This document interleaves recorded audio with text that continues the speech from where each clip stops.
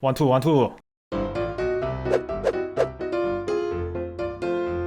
아이고 다들 안녕하십니까. 오늘은 약간 그런 얘기 좀 해볼까 하거든요. 경제 이제 우리나라도 그렇고 미국도 그렇고 지금 재정정책부터 시작해서 우리나라 아직 통화정책은 쓰고 있지는 않지만은 미국 같은 경우에는 이번에 통화정책을 썼죠. 금리 인하라는 처방을 딱 하면서 전반적으로 증시가 좀 살아나는 그게 있었어요. 이런 재정정책이나 통화정책을 왜 써야 되는지랑 그걸 쓰지 않으면 어떻게 되는지 뭐 이런 것들 조금 공부를 해볼까 하거든요. 이게 저도 대학생 때 경제학 시간에 많이 배웠어요. 경제 이해. 뭐 다른 데서는 경제학 원론이라고 하는 것도 있고 미시경제, 거시경제까지 배웠으면 좀 많이 배웠다고 하거든요. 경영학도 입장에서. 저는 이제 경영학도니까. 저는 회계사 시험을 준비를 하면서 미시경제, 거시경제까지 들었고 그걸 듣다 보니까 대학교에서 노동경제학이랑 뭐 하나 더 들었는데 통화경제학인가? 하여튼 그런 것까지 들었어요. 그래서 경제학 수업을 한 4-5개 정도 듣고 그래서 학사 수준에 명확히 학사 수준 투자를 하면서 그냥 몸소 깨우쳤던 경제 메커니즘을 얘기를 해볼까 하는데 그러다 보면 깊이는 없어요. 아시죠? 그러니까 깊이는 없지만은 그래 저보다 더 얕은 사람도 있을 거잖아요. 제가 조금 이따 얘기할 건데 이게 인터넷에서는 여러분들은 너무 겸손한 것 같아요. 자, 여러분들 이거를 알고 있어야 돼요. 경제는 있잖아요. 뭐 제가 다시 한번 말씀드리지만은 그냥 경영학도로서 그냥 회계사 시험 준비하면서 조금 배운 경제랑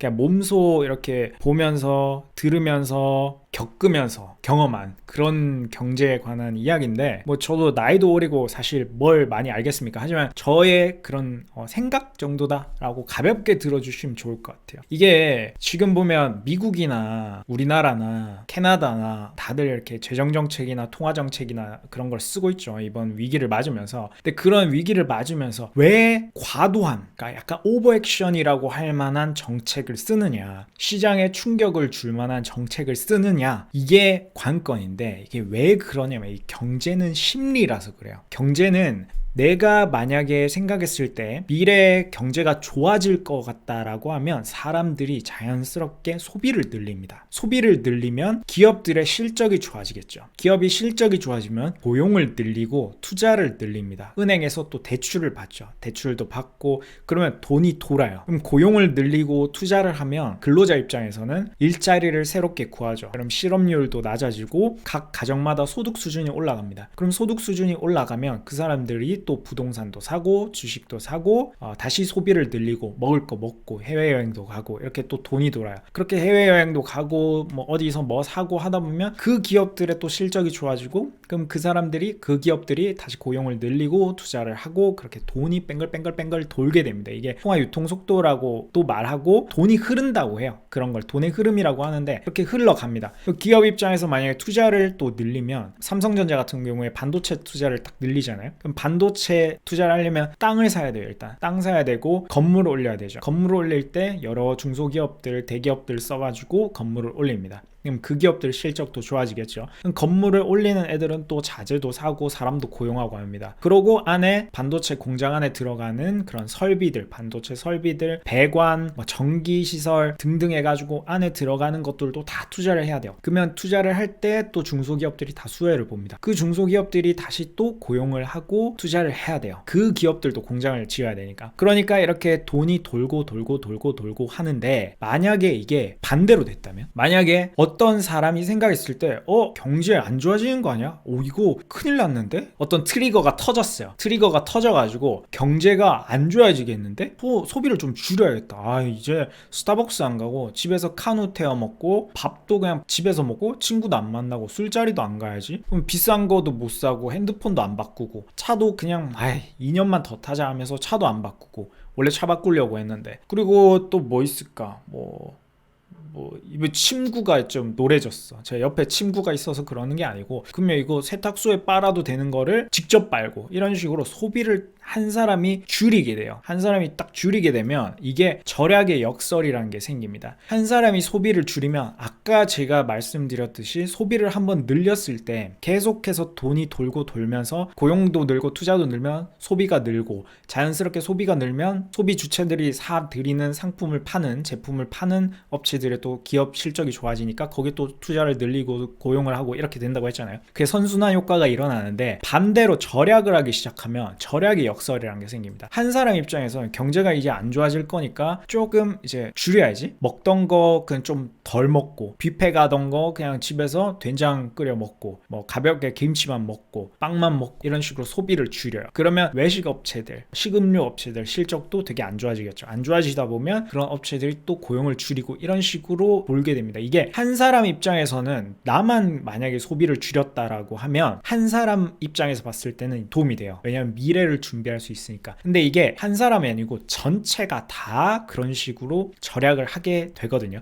그렇게 절약을 하게 되면 되게 악순환에 빠져요. 이게 그겁니다. 한 명이 절약을 하면 소비가 감소합니다. 한 명이 이제 돈을 덜 쓰는 거죠. 타인의 소득이 감소를 해요. 내가 어떤 물건을 사는 건 다른 사람이 물건을 파는 거잖아요. 그럼 그 사람의 소득이 감소하게 됩니다. 그 사람의 소득이 감소하면 이 사람 입장에서 고용도 줄이고 투자도 줄인단 말이에요. 고용도 줄이고 다른 사람의 소득이 또 줄어요. 그러다 보면 그 사람의 또 소득이 감소하겠죠. 그 기업의 투자도 감소하고 소득도 감소하고 고용된 근로자들의 위태위태한 것도 생기고 쭉쭉쭉쭉 안 좋아집니다. 그러면 그게 또 소득 감소로 인해서 또 소비가 줄어요. 그럼 소비를 줄이면 또 한 명이 절약하게 되죠. 그 한 명이 절약이 또다시 소비 감소로 이어지고 타인의 소득 감소, 투자 감소, 고용 소득 감소, 소비 감소, 절약, 무한 루프로 도는 거예요. 하나가 안 좋게 꼬이기 시작하면 계속 안 좋게 꼬이는 거를 이제 절약의 역설이라고 하거든요. 이게 경제에서 되게 잘 먹히는 이론입니다. 지금 같은 경우에 뭐 안 좋은 일이 일어나면 자연스럽게 계속 구렁텅이로 빠져요. 이것도 마찬가지. 사람이 소득이 줄어들고 하면 부동산이나 주식이나 이런 거 살 여력이 없잖아요. 부동산을 살려면 자기가 소득이 있어야 되고, 자기가 소득이 있어야 DTI 기준에 맞춰가지고 더 많은 대출을 일으킬 수 있고, 그래야 부동산을 매수를 할 수 있습니다. 그리고 주식도 살 수가 있죠. 여윳돈이 있어야 뭐 주식을 하죠. 부동산도 못 사고 주식도 못 사면 건설사들이 아파트를 또 못 짓는 거예요. 새로운 빌라도 못 짓고 뭐 펜트하우스도 못 만들고, 새롭게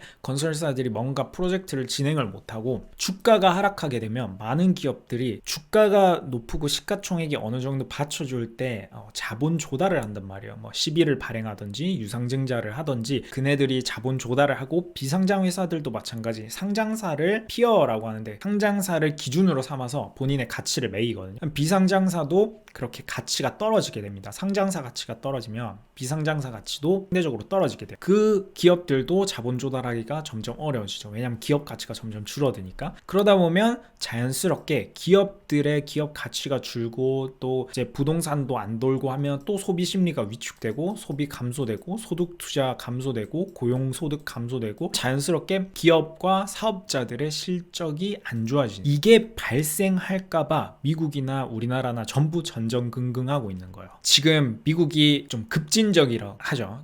좀 너무 연준이 너무 오바했다. 연준이 너무 이렇게 갑자기 컷한 거 아니냐, 금리 인하를 한 거 아니냐. 너 갑자기 그렇게 해버리니까 그날 금리 인하를 딱 하자마자 다우지수가 폭락을 했어요. 처음에는 막 우와 하면서 함성을 지르면서 위로 2%나 뛰어 올랐어요.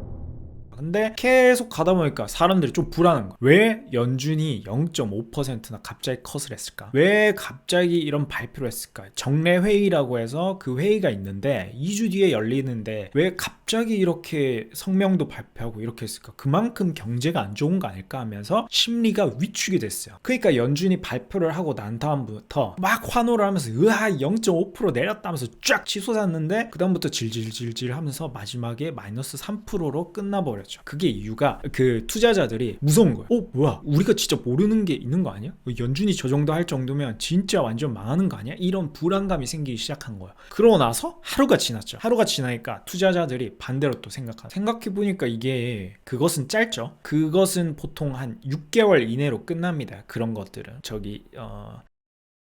그거는 짧은데, 연준이 금리를 0.5% 컷한 거는, 금리 인하를 한 거는, 이건 장기적인 관점에서 바라봐야 된다는 말이죠. 금리를 한번 내리면 다시 올리기는 정말 어려워요. 예전에 한번 금리를 올리는 데까지 거의 한 10년이 걸렸죠. 금리를 올리는 게 되게 힘들기 때문에 이 사람들이 안 거예요. 투자자들이 야 이거 법으로 오겠다. 끝나고 나면 금리는 인하되고 경제는 정상적으로 돌아올 텐데, 그럼 자본 조달 코스트가 굉장히 낮고, 자본 조달 코스트가 낮다는 건 이제 금리가 낮다는 거죠. 장기적으로 버블 생길 수도 있겠는데 라는 생각을 하게 됐던 거죠. 그래서 그 다음날 다우지수가 다시 뻥 튀어오른 거예요. 거기다가 미국에서 그게 있었죠. 많은 투자자들은 다 알고 계실 건데, 샌더스가 경선에서 조금 힘을 잃고 조 바이든이라는 부통령이, 예전에 조 바이든이라는 사람이 좀 경선에서 승리하는 모습을 보이면서 조 바이든, 저는 그쪽은 잘 몰라요. 정치는 잘 모르는데 조 바이든이라는 사람은 어쨌거나 저쨌거나 약간 시장 좀 중도 성향, 그러니까 시장을 어느 정도 인정을 하는 그런 좌파고, 버니 샌더스는 완전 그냥 월가는 나쁜 놈들 이렇게 규정짓고 공격하는 애기 때문에 이게 아무래도 월가에서 되게 불안했던 거. 근데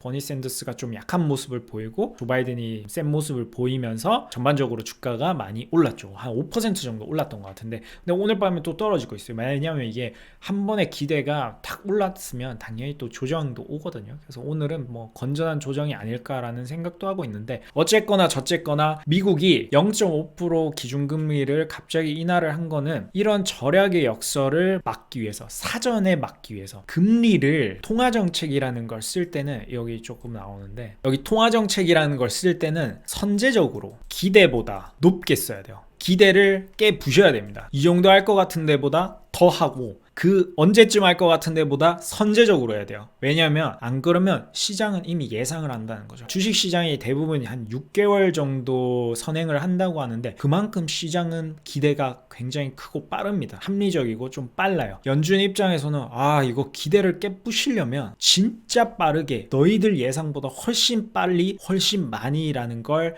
할 수밖에 없어요. 예전에 뭐 0.75% 컷 했을 때도 있고 이번에 0.5% 컷 할 때도 있고 한데, 어쨌든 시장은 한 0.25% 정도를 예상을 하고 있었단 말이죠. 근데 너희 그렇게 예상 아니야, 내가 완전 깨트려 줄게 하면서 0.5% 정도 컷을 딱 했고, 그리고 우리가 생각지 못한 정례회의가 아닌 그 임시회의에서 그 금리 인하를 했죠. 그 통화정책이라는 거는 사람들이 예상치 못할 때 해야 된다는 건데, 여튼 그거는 이런 불안 심리를 막기 위해서요. 선제적으로 해야 된다는 거는 환호를 또 일으켜야 되거든요. 사람들이 뭐야 이거 정말 좋은 건데 경제 위기는 안 오겠다, 얘가 그래 노력은 해주네, 나라가 노력을 해주네, 중앙은행이 노력을 해주네 라는 인식이 바뀌면서 경제가 다시 선순환적으로 돌아가요. 그리고 이 미국 같은 경우에 통화정책을 왜 빨리 썼냐면 또 그것도 있어요. 미국은 대부분 주식을 많이 하거든요. 우리나라는 부동산이 자산의 70%지만은 미국은 금융자산이 70%라고 합니다.